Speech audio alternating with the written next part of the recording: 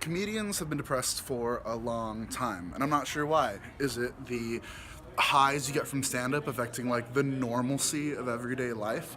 Is it an actual like dopamine rush that's like affecting our mental imbalance? It could even be something where it's like, I don't know, you just are already depressed and get attracted to stand-up. I want to figure out why, and I want to find that reason. Are y'all ready to have a good time? Fuck yeah! Yeah!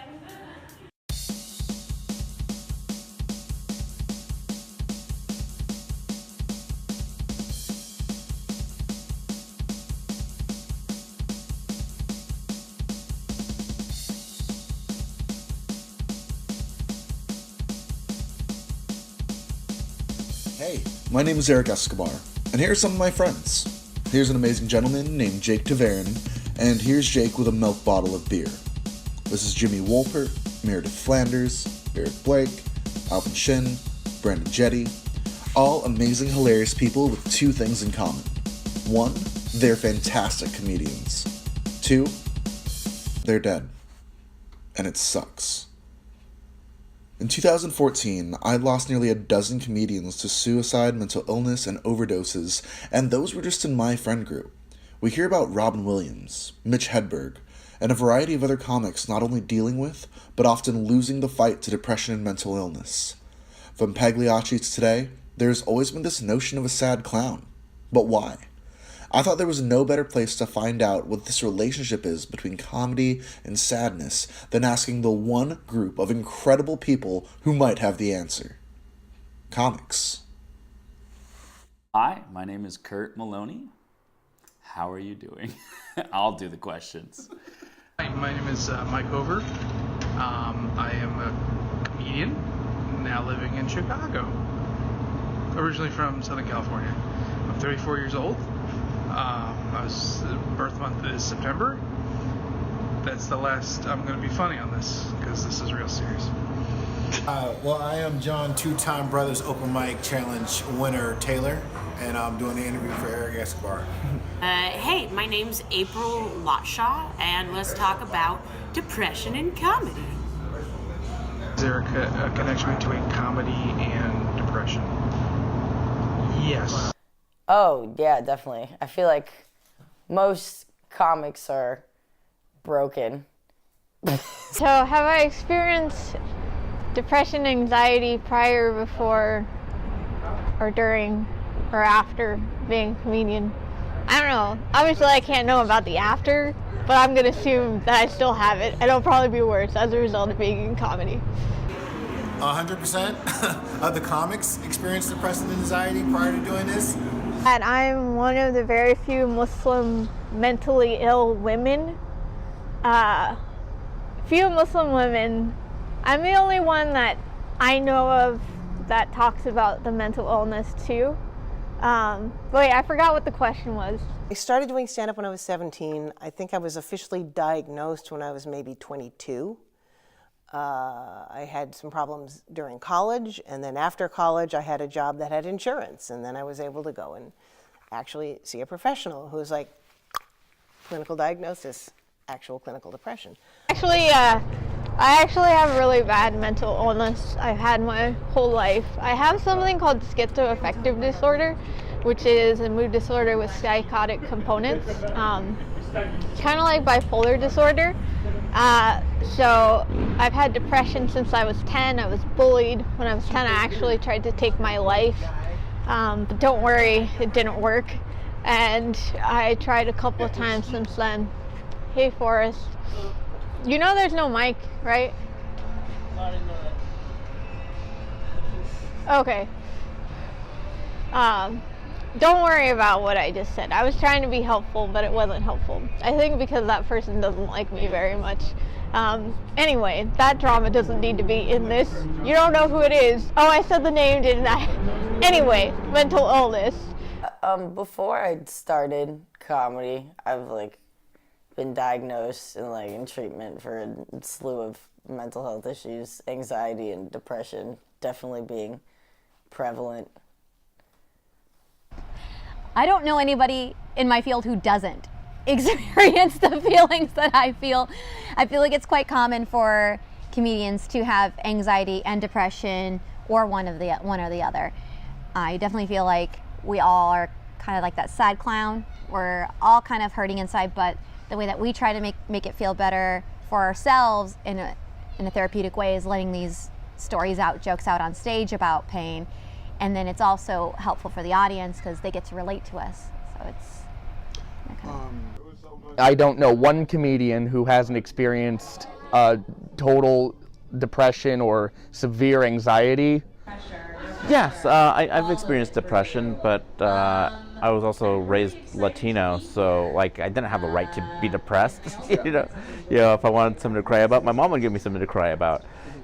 I know people that come from like broken homes and they have drug problems and fault and all that stuff, but I never really had any of that. Like I talk about it a bit in my comedy where like I couldn't be a rapper because I never struggled. Because I have a sibling who's very successful right now, and I'm sort of the black sheep of the family. I'm the only artist in my whole family, where I guess much more successful people who are much more work-driven, I won't say don't experience it at all, but experience it in a different way, where they can work through it through their work, where as a comedian it's so much more putting yourself out there and getting yourself work, and once you get one job, then it's over and you have to find the next one. Comedy workflow, messing with your mental health. I mean, I think the sad fact of it is that's most of it. That's 90% of comedy. When you audition for shit, you audition and you gotta wait and you don't know, and I had the best audition of my life, but I don't know nothing from it, so it's that, at least with comedy, it's instant gratification. Like, I did this, I know it worked, or I know it didn't work. But it's also the instant where it didn't work, but why didn't it work? I know this premise is good, but like, why didn't it work? So you want to build on it. And for me, I feel like there's a little bit of that like masochist thing where it's like, you like the pain of feeling. So, because I could have 9 great sets in a row. And then if I have a bad one on that 10th, I'm like fucking the worst comic in the world. But then it drives me again to get back to that place where I felt when I had those 9 great sets. It was nothing but comics in the audience. We actually had homeless people living outside, right outside the door, and a guy playing piano inside who would just say the most pervy things you ever heard. I have a friend, he said he drove 7 hours to do a show in front of 5 people. He made $150, and he was so pissed off that he just loaded up on coffee and drove right back. Yeah, it's like, why? Why do we do this to ourselves? But it's a thing where, you gotta get the reps. You gotta get the reps to do things. But also, if he didn't do it for that $150, there would have been another person that would have done it for $150. Yeah, so this is kind of dark, but sort of maybe on brand for me. But one of the weirder shows that I did was at my uncle's funeral. When you first start out, you do a lot of shitty jobs, and you take what you can get as far as stage time, especially being here in LA. I mean, I'm capable of headlining, but I'm a comedian in LA, so that doesn't happen as much, even though I do have hours of material. And in LA, you have that whole bringer show concept where you have to bring people to perform. So some of those shows are just like awful, man. And it's like 26 comics doing 6 minutes. And like, if you don't bring your people, you get to go last, or you go 24th. So those are the weirder ones that I've done, I would say. And then like, cafeterias in a high school or whatever, those classic, don't say shut up shows. Yeah, those are great. One of my worst shows ever was at the Comedy Store. And I had like 2 people, and I went like 23rd out of 26. And it was a packed room, like 200 and something people. And I bombed for 6 minutes straight. So 0 laughs. Like 0 laughs. Like 0, like no laughs. And that is, and I was like, I'm gonna leave. But I'm like, no, I have to finish my time. Because I always learned, no matter what, you finish your time. You get your time, you finish your time. And that was pretty bad. And I was like, I'm not getting paid for this. And like, I felt bad for my 2 friends that were there, and I felt bad for like the 200 people that had to sit there. And so I was headlining, and for like a good 15 minutes, it was just like, it was agony of like ruining their Friday night. It was so bad. At one point I had to like ask them, what do you want me to talk about? And I just talked about like travel shows that had bikes in it. It's just like trying to claw up and like, I've already opened myself out to you. You don't like it. Dance, monkey, dance. And when it goes wrong, it's the worst thing imaginable, and I hate it. I hate it when it doesn't work. Stupid. I felt stupid when I was doing those rooms, but also felt like I'm going to reminisce on this one day. It's going to be worth it. So I appreciate the grind. Yeah, it was really, really bad. And just that like time period of getting that stage time to work on your craft when no one wants you to be there. You know what I mean? It took a while to kind of get almost a callus over your feelings, if that makes sense, or to harden it so that you don't feel like, what the fuck am I doing with my life? I think comics are very undervalued, and I think that affects you mentally and emotionally because comedy is, first of all, getting on stage is one of the hardest things to do. And a lot of people don't have that gift or that skill or even that want. We're doing that, we're doing a good job, and then we're asked to promote the show, we're asked to bring people to the show, and usually we don't get a cut, or if we do get a cut, it's something we could have done ourselves. Just that tale of we're struggling, but we're doing better day by day. It's like, no, you're struggling and you're doing the same or worse. And then every so often something good will happen. But for the most part, it's just kind of the same for years. And if you're in an oversaturated scene, your people are constantly bombarded in the city with like everyone and their mother has a comedy show or a friend that's doing comedy. So it's harder to come by audiences that are reactive, and there's so many other comics vying for the place that could be yours on the show. So that's just gets really miserable, and it's harder to be supportive when it feels like there's all this competition and less spots for more people. And that's the problem with comedy now, because it's so many comics and the market is flooded. So if you have a gig that you would do for $600 and they offer someone else $500, someone's going to take that $500. There's always people that's willing to take, and that's why the money hasn't gone up in 25 years. You know, if I feature at a club, I'm making the same that a guy that featured at a club 25 years ago made, and nowhere around the business does that happening. Nowhere. I mean, comedy is the only one that happens, because we're so cutthroat. And it's like, I need this time, I need the stage time. But yeah, everyone's like, yeah, we should have a comics union, and I'm like, it's never gonna work. It's never gonna work, because there's gonna be some scabs. About people being cutthroat in law school or whatever.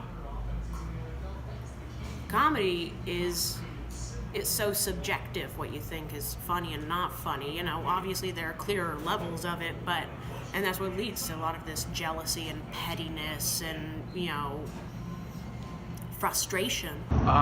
Pay in comedy is very scarce. I've been on my own doing stand-up comedy for 5 years, 10 total, and I've only recently got maybe 100 or 200 in a year. And I get paid sometimes. It's definitely not enough to survive. It basically makes up for gas. Starting off, you lose money. You lose it on gas to go into shows and stuff like that. But I haven't reached the point where I can put it on taxes. It sucks because it's trying to get like experience or credit to get money. It's so you're basically working like as almost an internship, or building up the resume so that maybe one day you can get money.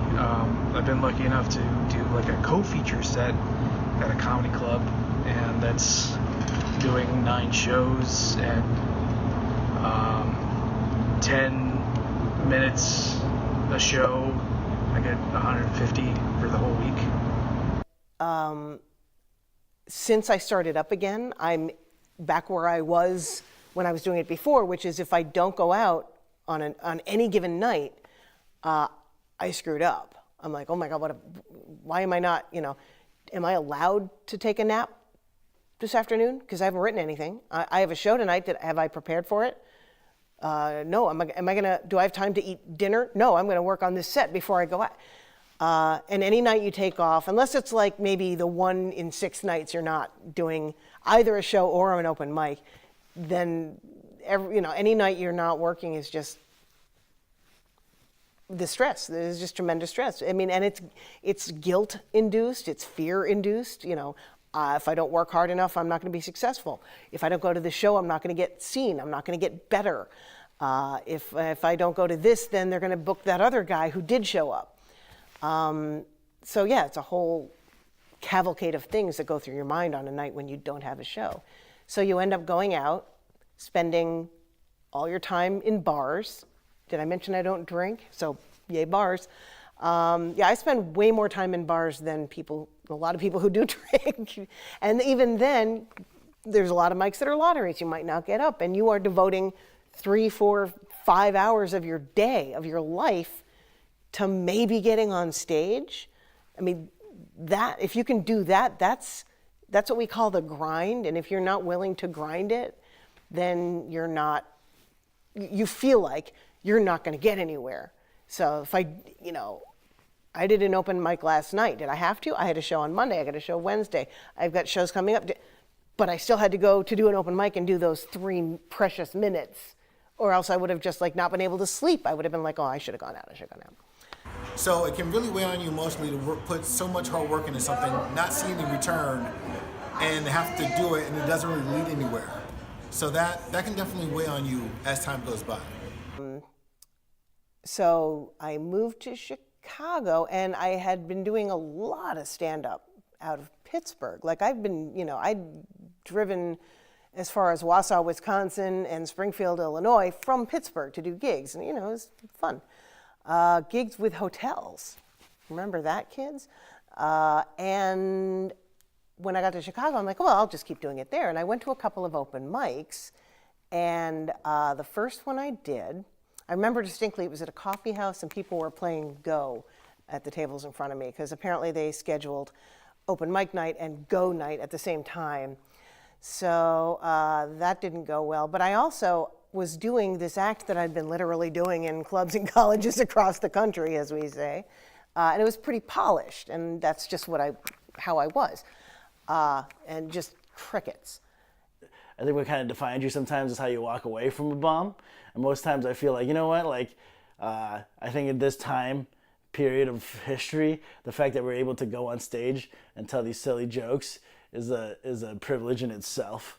So just the fact that you could do that and be alive afterwards, it's a pretty good feeling, even if you bomb.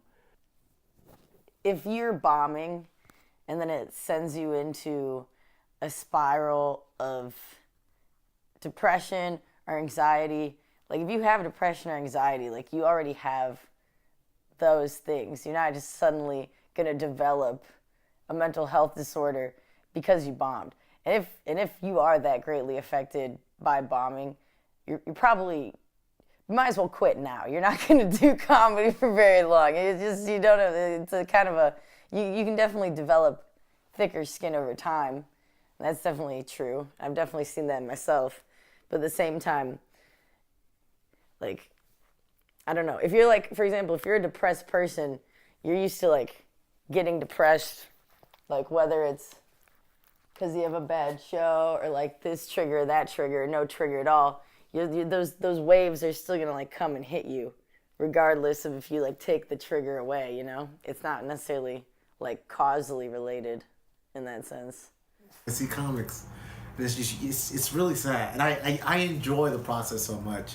Where like if you see a comic like eating it, like I love that. I love it. Especially if they're trying to come back and they're like, especially if you know like, I just did my A material and it's like, Yeah, but I mean, I enjoy the whole process of everything. So because everything is a learning experience, no matter what you do. Yeah. I think you could learn a lot about yourself and how you deal with it afterwards. But when you're by yourself, you know, because like when you're around everybody and you bomb, people either try to support you by giving you advice and stuff like that. But like the true test, I feel like, is when you're alone, right? And if it just nags you to a point where you're losing sleep, or you can't concentrate, then maybe there's probably a more deep-seated problem there, I think, than just the bombing itself. Because like of course it'll feel humiliating if you can't make anybody laugh, and this is the thing you want to do, right? Like that's the one thing that kind of like is scary about comedy. If you want to pursue comedy, is like the whole object is to make people laugh, and if you can't do that, then who are you? Why are you even doing this, right? But like I think you got to take these experiences kind of as a single moment experiences where like everyone has an off night, musicians bomb, what I'm saying, like businessmen don't make the deals, missteps always happen. It doesn't have to define your entire experience if you just bomb and you can't get over it, right? I think the ability to get over it as quickly as you can and just go on to the next performance or like whatever you're doing and just do better, right? It will definitely have a much more positive impact on your mental health, so. And depression can get worse because of whenever you bomb or you don't do well or you get rejected from a festival or rejected from getting booked on the show, it really, really harms you and kind of like makes you depressed. Maybe saying harms you is a little extra because, it's not that big of a deal. But I think comedy itself does create that anxiety and depression. I love comedy though. I know I'm saying a lot of bad things about comedy. I wonder where this video is going. Let's find out. Are there ways, do you think, a lot of comics cope with their anxiety Drugs. and depression? Drugs. That's a good question. Some people self-medicate. There are a lot of comedians who are alcoholics, who do drugs, who really suffer from depression, those things, but just, I don't think comedy's good, but also like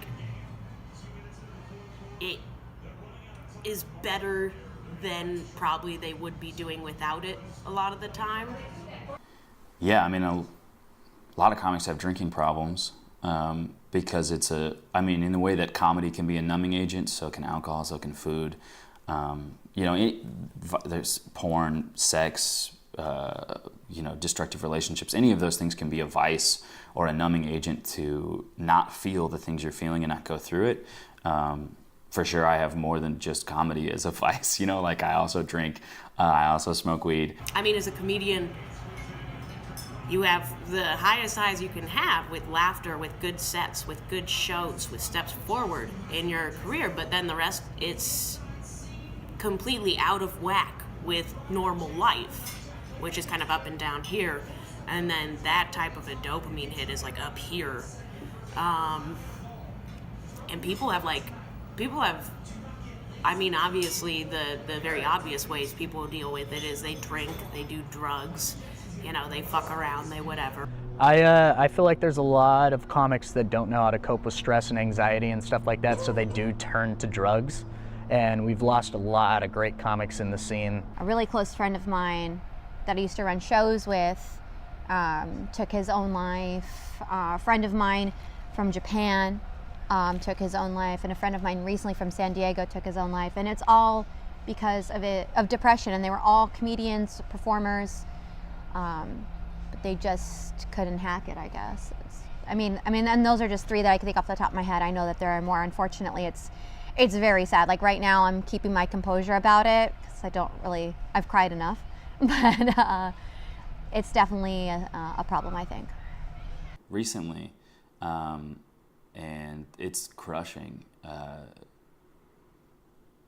I had a friend who was very depressed, and she took her own life, and it just crushed my whole friend group. Is, we're crushed. We're all comics, and we miss her very much. And it's one of those eye-opening things where it's like you have to take care of yourself, and you have to reach out, because if you don't, the worst is the worst, and it affects so many people. I recently just lost one of my best friends, who had been one of my best friends for the last 4 years. Actually was a comedian who said I didn't seem well and drove me to the psych ward when I needed it, and he recently died of a drug overdose. Last weekend, I was at a memorial for a girl I barely knew, and I felt bad because these were like her closest friends were there, and also some comics like me who'd heard about it and wanted to just pay respects, because even if she wasn't directly friends or family, she was comedy family and depression family, both of those things.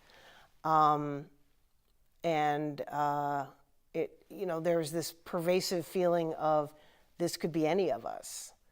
Now that I think of it, there was a couple in Chicago, one of which may have been depression, one of which was, I'm not going to make a judgment. I believe the story was he had come out of rehab and then relapsed. That may have been connected to depression. And he was a great deadpan stand-up, so again, kind of masking the darkness inside, I'm sure. It's just like another young chick or dude. It's like just like you or someone you know. And it's like a silly picture of them on Facebook, and they're like, oh, yep, they killed themselves. Wow. In the same way that I'm not mad at a cancer patient dying from cancer, I'm trying not to be upset that she died from depression, because it really is a disease, and it's just so awful. It's not a naive thing to think that since since you are in a group of people that probably are dealing with a lot of depression, anxiety, to at least be realistic in the foresight to know that it's at some point, just kind of positive thing. You don't want anyone to reach that final option, just take their own life. But at the same time, you are dealing with a group of people that are dealing with this stuff, and it'll get to some people. And not to say that I want to see it happen. That's not what I'm trying to say. But kind of just knowing that the pool you're in, with this many people that deal with that stuff, you're gonna eventually probably have to deal with it at some point. But not personally, but there's still time. I think more comedians than normal people. I think air traffic controllers have the highest percentage of suicide, and somewhere in the top 5, I believe, has got to be stand-ups. And in the same way that I have to be aware with comedy, am I doing this to hide, or am I doing this in a healthy way? In the same way with drinking, in the same way with smoking, you have to just check in with yourself, because it's super easy to just not deal with shit, especially if you're a comic and you're on the road all the time. You could be like, home is where the problems are, and I'm 1,000 miles away.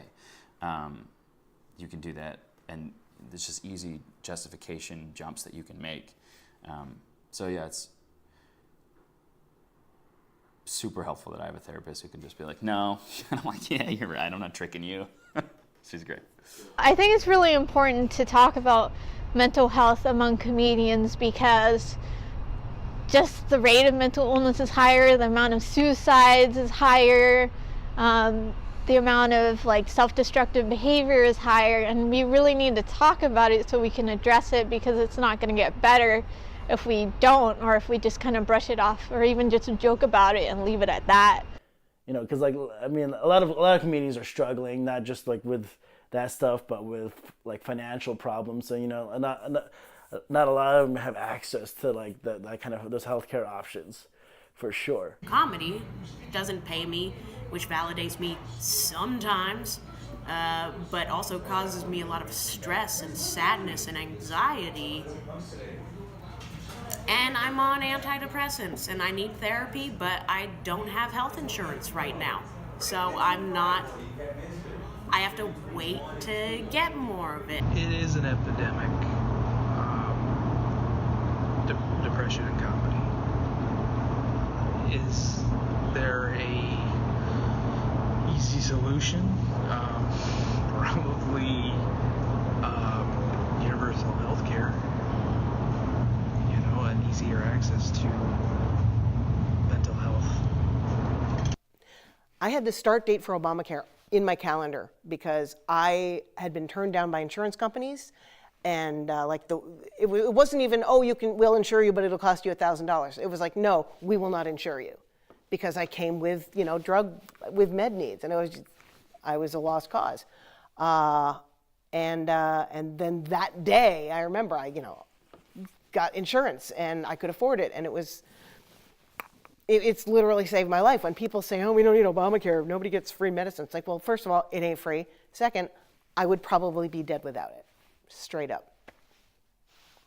Like the effects of the comic lifestyle on me, like the psychological and emotional effects of it, it's really interesting because I kind of think about it like it's like methadone, where I feel like it's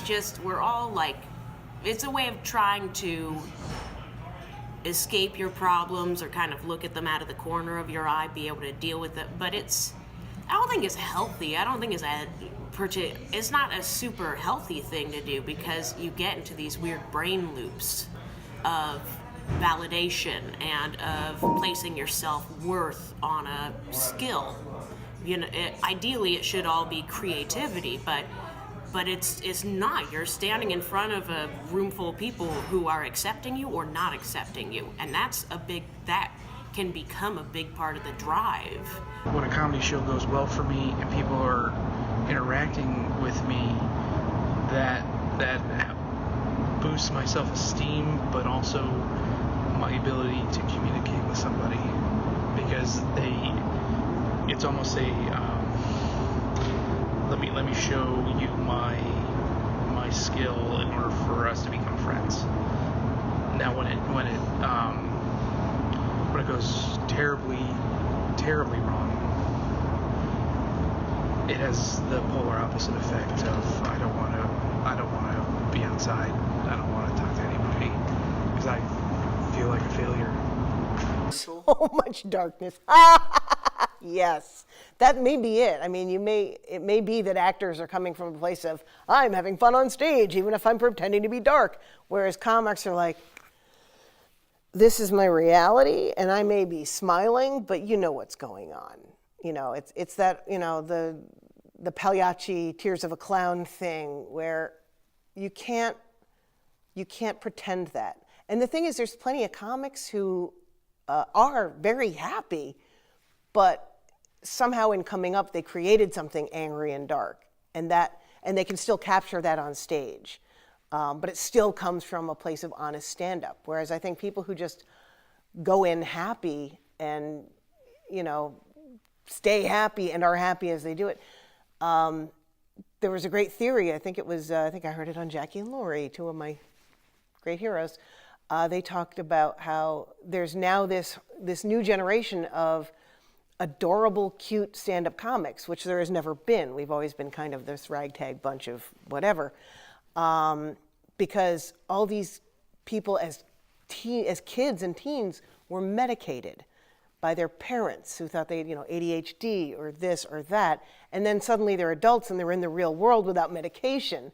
And even though they're adjusted, they look great and they're all adjusted and hip and, suddenly they're like, okay, what is reality? And And it creates a different kind of comic. I always kind of freak out when I see hot comedians because that just doesn't. I mean, there's been a few, but for the most part, the younger people, when they're cute and adorable and hot, it's just like, why are you here? You could be doing anything. And then you find out it's because they came from some, messed up place. A lot of us come from a messed up place. I sometimes feel guilty that my childhood was fairly normal. I think it was normal. Pretty sure every comic that I ever book has gone through some sort of depression or anxiety. It seems to be a typical thing. And some of the best work comes out of that. I mean, we're depressed and anxious for normal reasons for the most part, basically stuff that everybody else goes through. Luckily we have a creative, healthy outlet where we get to talk about it on stage if we're utilizing that. Some of us don't, but most of us do. We talk about our problems on stage, which is kind of cathartic, I think, and kind of helps a lot. I've seen a lot of people through the years that use comedy as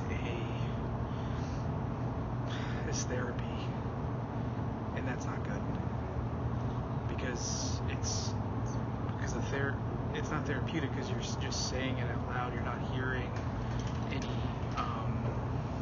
advice or any solution. You're just venting, and because of that, the person's not gonna get the help that they need.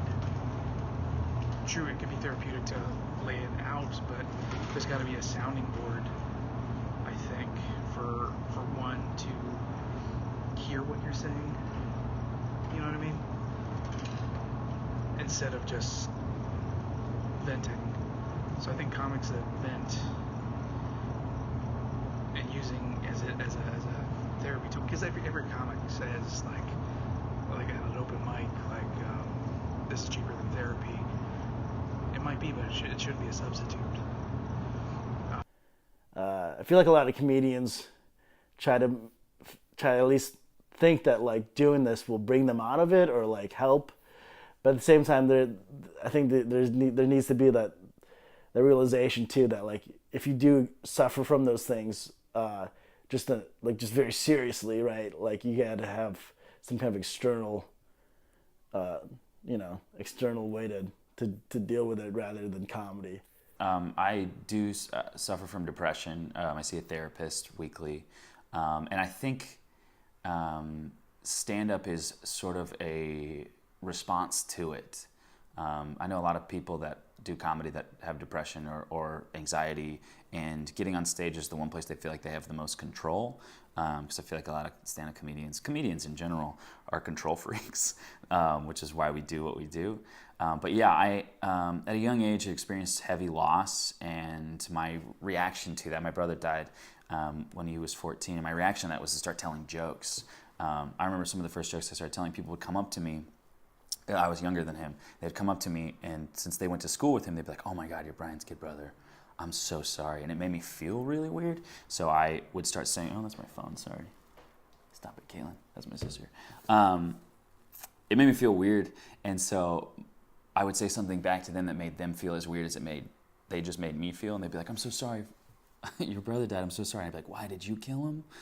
And it was funny to me and not to them. But that's when I started to develop a really dark sense of humor. And I was like, oh, maybe I could do this on stage. And I started doing stand-up shortly after that and fell in love. And I think it was absolutely a response to feeling depressed.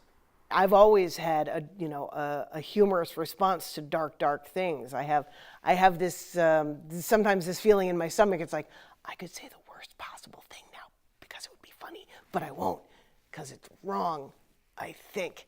And comedy is a place where you can say the wrong things. When you have comics who are super dark, they would never say these things in a normal conversation with humans. You can only say those things when you're a comedian or among comedians. I mean, all comedians I know, it's a whole nother thing talking to fellow comics because it's like we kind of assume this underlying darkness.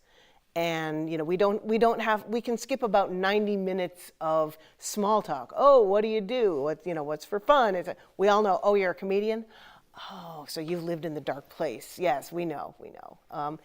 again, even the happier ones, there's always something underlying that makes them unhappy, if not downright depressed, at least unhappy. Comedians, you just always, for the most part, you can kind of reliably, you can talk with a fellow comedian in a way that you couldn't with a person. You can just drop the word cunt whenever you want to. A lot of people have this notion about depression that if you're depressed, it's like, it's something wrong. Like you have this filter over your world that's incorrect, right?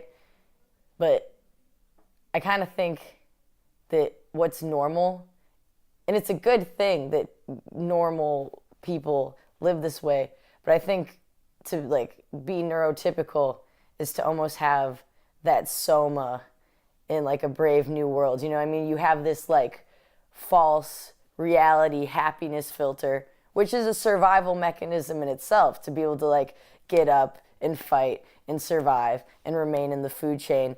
And I really think that especially people suffering from depression kind of like are able to see the bullshit in the world for what it is. It's not necessarily that they're seeing more shit than there actually is, but rather it's kind of debilitating to really look the world in the eye as it truly is, because it's a horrible and scary place.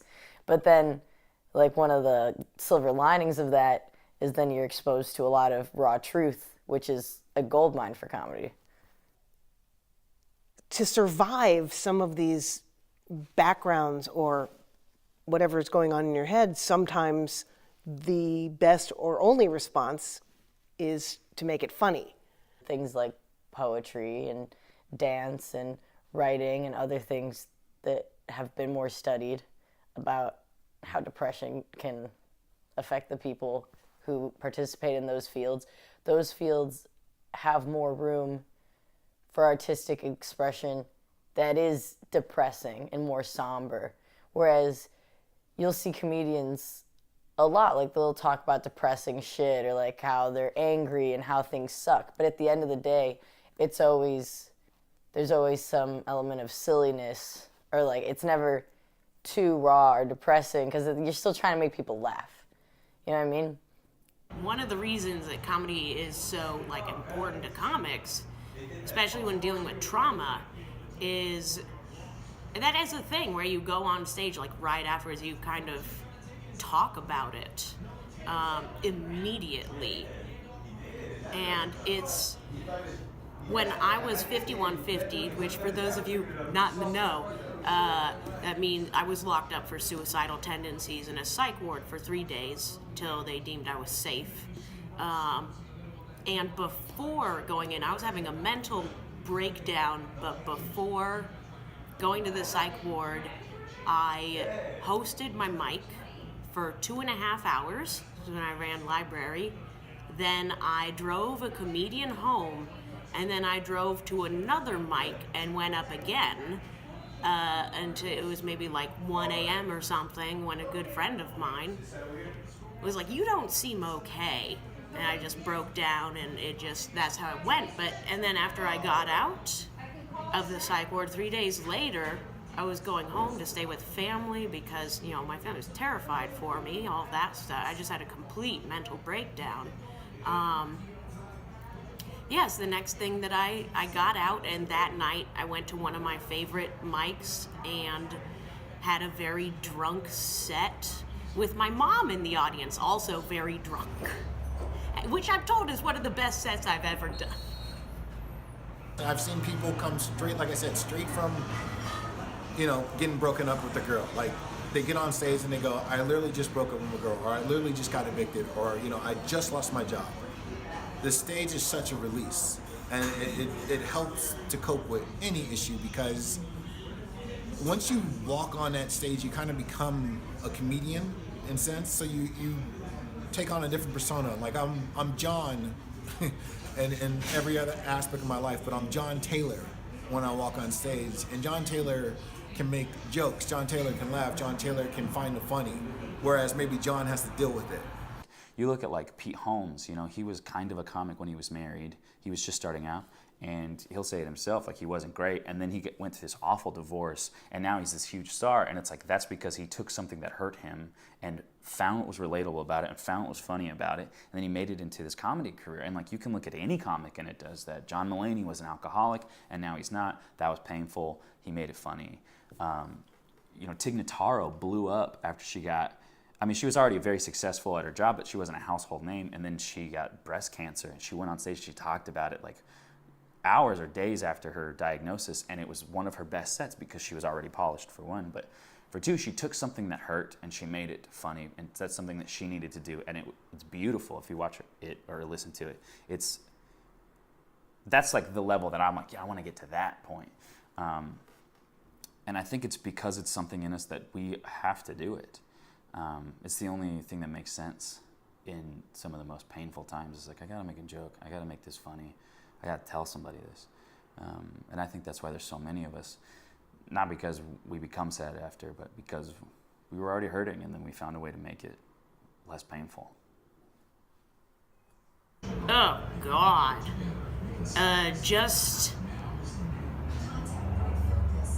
I think it provides like a release for a certain type of person. Like there's something you're not getting. Like a psychological need isn't being met, and it's like a pressure valve, and for some reason, like obviously I think it's a defense mechanism in a way. A lot of people feel just safer telling jokes. I think the thing that draws comedians or people with depression to comedy is like wish fulfillment. Like we all have hopes, and we all wish for something, right? And so people that are depressed wish they weren't. They wish they were happy, or so because you're wishing it, you manifest that in your life, and you start pointing at the things that are silly to make yourself laugh, to make other people laugh. In the same way that like a lot of people that, in the same way that you could be drawn to like horror films, right? A lot of people that I know that are like really squeaky clean love gory films. I don't. I'm like, that's real life. I hate that. I don't want to see that. But they're like, yeah, it's like wish fulfillment. It's kind of fun and dangerous. In the same way that stand-up is fun and dangerous. It's like, yeah, every day my life's a little like a little cloud over it, but I get to poke the holes in the cloud and bring the sunshine through with comedy. And that was an incredible metaphor. I'm really glad that I stuck the landing on that one. I feel people that have suffered trauma, like, yeah, they do get attracted to it. And it's funny because in teaching it, like, I spend the first 3 weeks, I tell my students, like, don't try to be funny, just be honest. If you try to be funny, you fail. If you're just honest, then you are. And then I tell them, just like, if there's something that you feel weird about talking about because it's too dark, it's probably what you should be talking about. And then when they talk about it, like sometimes like it'll get a laugh and like it's not funny. I'm like, on the contrary, it is funny, but that laughter is not like you're an idiot. That laughter is a nonverbal me too. And the thing is, the more you talk about it, like this thing that fucked you up for so long, like now, like when you talk about it, instead of it like shattering you every time you think about it, now when you talk about it, you get a laugh every time. Now you're substituting a new feeling associated with this memory. Because like I know, like with me, like when I first started, I'd talk about like my mom dying and stuff like that, and to the point where like like it became like material that I really enjoyed, and to the point where like when people would ask me about it, I'm like, oh yeah, my mom did die.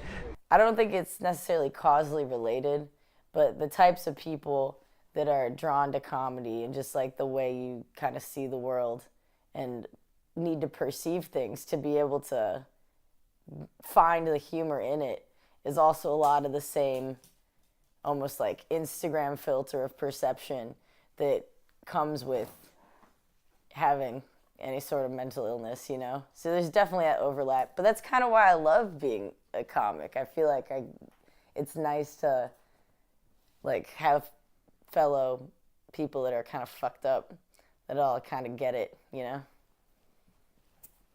I definitely think comedy attracts people with depression or pre-existing mental illnesses, and I think it attracts people on both sides. I think obviously the performers are speaking from a point of pain, but anybody that's going through any type of hardship, the one thing you want to do eventually is laugh. And so that kind of fills our business too.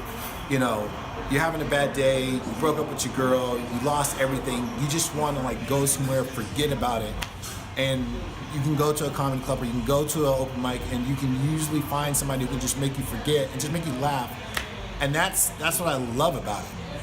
You can walk in with your worst day and walk out hearing the best joke, and that's within like 5-10 minutes. And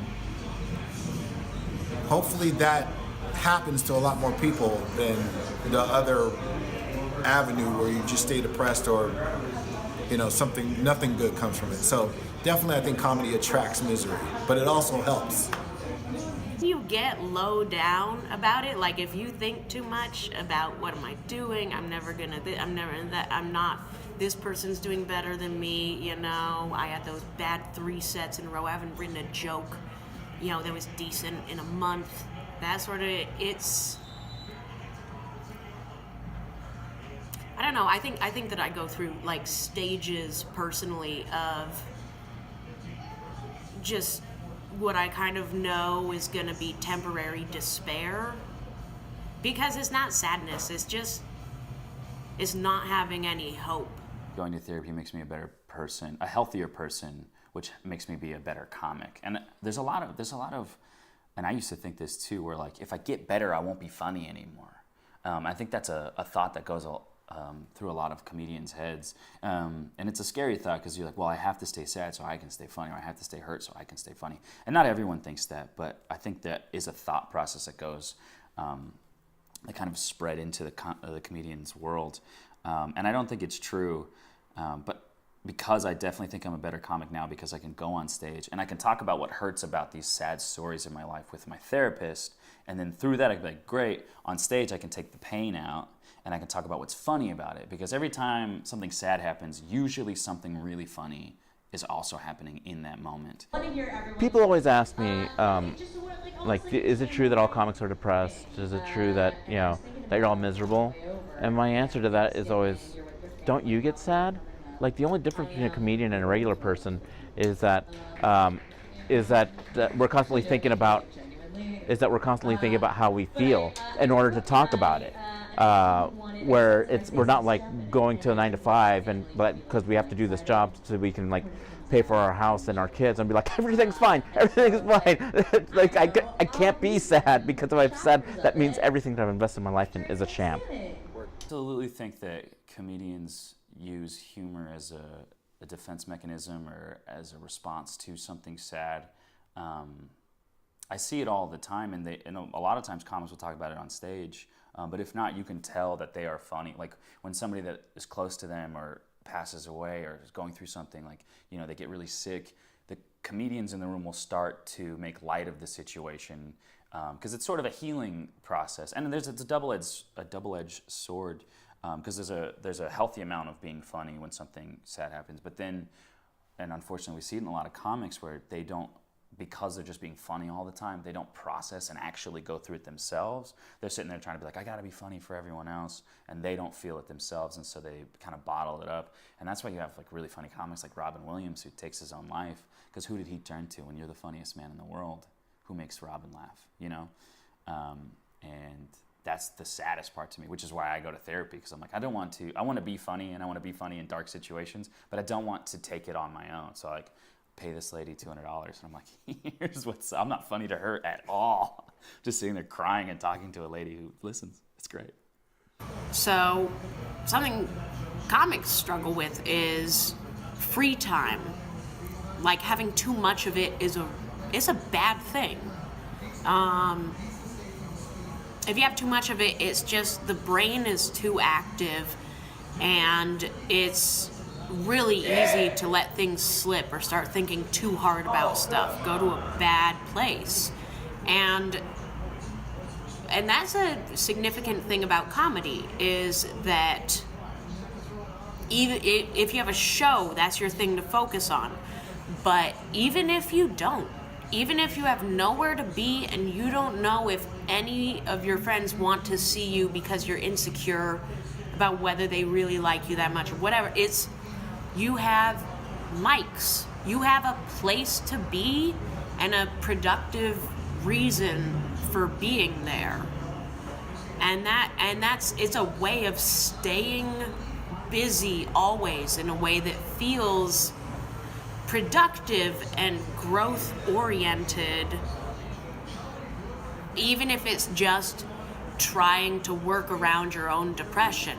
Because I do that, where I try and just schedule things out on the weekends, because I know the weekends are bad times for me. And that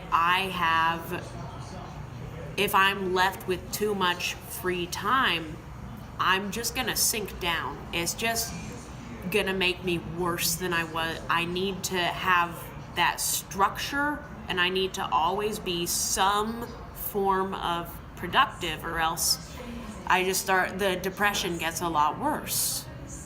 Nobody likes a sad clown, maybe. Because you don't want it really might be that you don't want to think about, we'll use Robin Williams and how so funny he was, how fast and quick and clever and warm he was. And you watch his movies, and all of his movies, from Mrs. Doubtfire to what's that? Oh, My Captain, like where he's doing a more serious role. He brings this warmth to it, and it's hard to think about that inside he was hurting.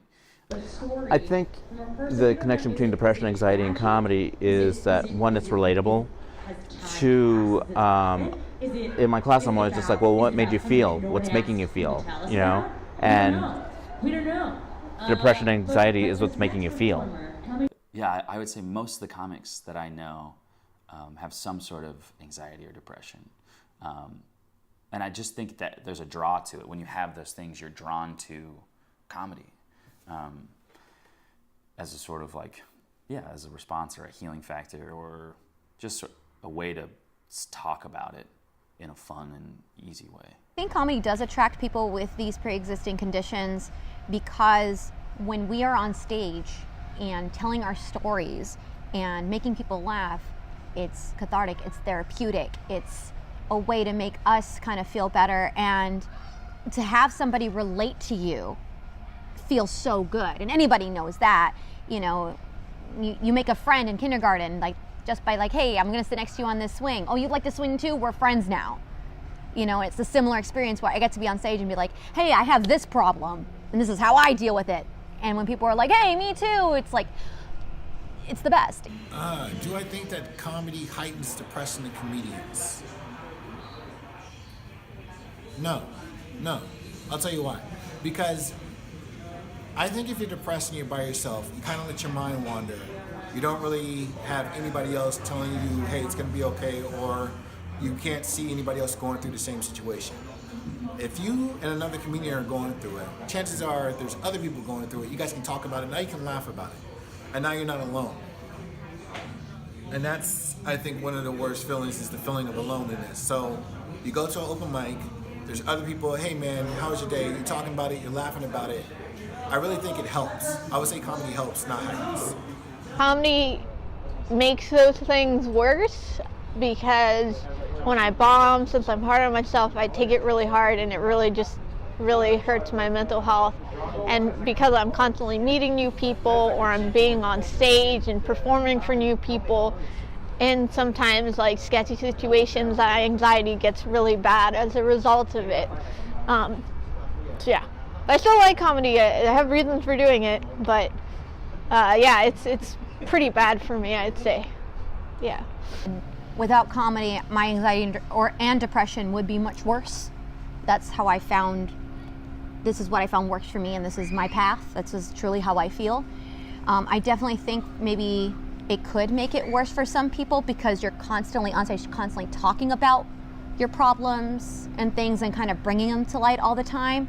So that could definitely, I think, affect somebody in a very negative way. It's not that it's psychologically unhealthy. I think it does help a lot of people to do comedy, and it helps them deal with their inner demons and psychological illness and all that.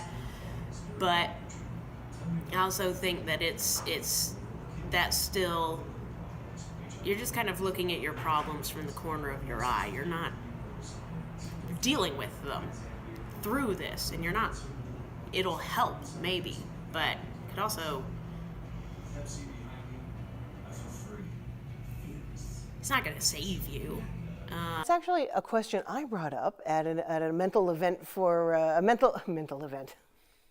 That was actually a question I brought up at an event for women in comedy, who have mental challenges. That came out wrong. Challenges, depression, and that kind of thing. My question was, does the stress of doing stand-up comedy outweigh the benefit?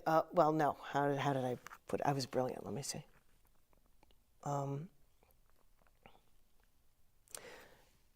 Did the pressure of doing stand-up comedy outweigh the therapeutic benefits of doing stand-up comedy?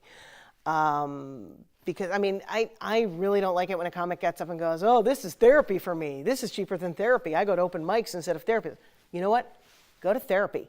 Just go to therapy because it's professional and they can actually help you.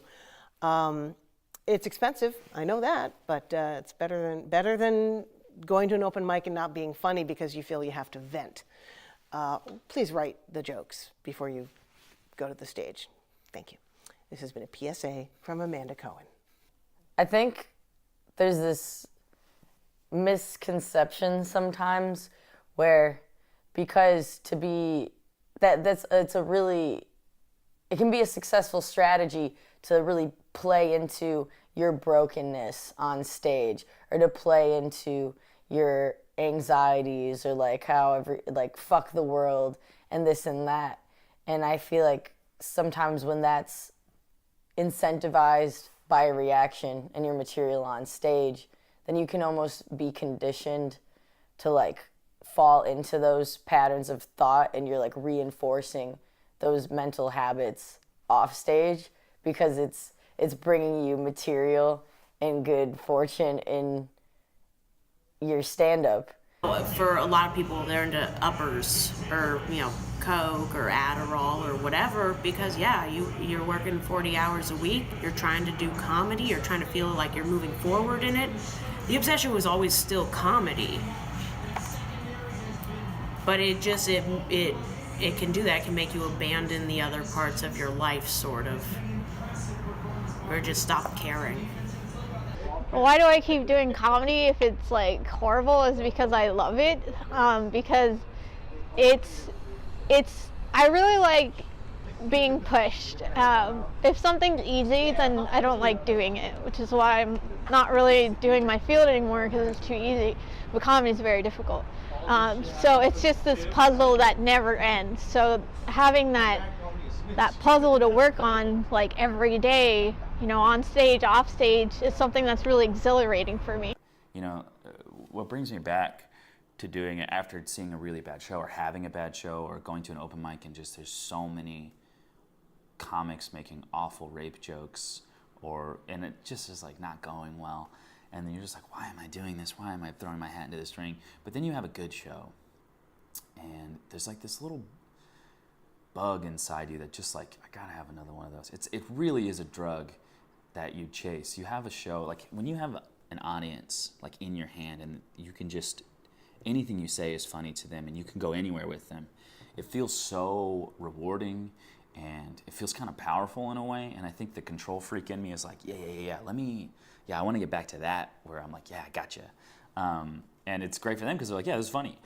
I can combat stigmas against people with mental illness and Muslim people by being on stage and coming off as someone who's relatable. And that larger picture is something that's really pushed me to do comedy because I want to make that difference. And then whenever I do make people laugh, it's exhilarating. But yeah, getting a good show is you're just chasing that great show. And sometimes you get it and sometimes you don't. And when you get it, you're get me another hit. And when you don't, you're well, I know where to go to get a good one, so I'm going to do that.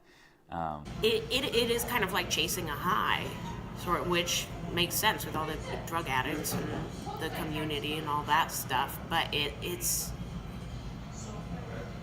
that is the danger of it too. People fuck their whole lives up over it. I would say there's a lot of us because I think that's how the comic is. in the same way that when you turn on a light, you create a shadow, like the comic is the light, right? And everyone sees because of what the comic's shedding light on, but there is a shadow behind the light, and you can't have one without the other. I don't think it's comedy makes people sad. I think it's sad people make comedy. You know, what do they say? Tragedy plus time is comedy, right? So something happens to a comedian, wherever it is in their life, and they hurt, they process it, they go through it, and then they can look back on it and be like, oh, something funny happened here too, or at least I have to put it in a context that it's funny so that I can move on. I think it is really a healing process. Like, so it's just kind of, I don't know, it's just something I can't live without. So I think if you're somebody who's like, oh, I can go up once in a while, you're not a comedian. Yeah. And a lot of the times, us as comics, we love our craft so much because it gets to be an escape for us from the fucked up world we live in our own head and our own thoughts. So when we're hanging out with these other comics and people we enjoy and respect, we want to continue that escape. Stand-up comedy is the last like soapbox that people really have. Like, you know, in the 1800s, people would just get up and just start talking and say their piece. And I feel like stand-up comedy is the last one of that. And you don't need much to do a show. You just need people facing in the same direction and you facing in the opposite direction. Am I a comic because I'm depressed, or am I depressed because I'm a comic? And I feel like in both of those cases, it happens. In both worlds, you know, there's people who are depressed that are comedians, and there are people who become depressed because they're comedians. And like I said, I feel like nowadays it's more open. You know, it's more, if you know what you're looking for, it's easier to find. So if you see a lot of comics doing this stuff and it's more accessible, I'm sure there was a lot more comics. There were some comics that killed themselves in the 80s and 90s, but nobody knew, you know, because we didn't have Facebook. You know, you didn't know comics. You know, LA comics didn't know anybody in Columbus, Ohio, or Detroit, or Chicago, you know. But now, with the network and everybody, you know everybody's business. There's groups and everything. But the sad clown will always be there, man. Forever. It will always be sad. As long as there's comedy, there'll be a sad clown. But sometimes a sad clown can smile sometimes, man.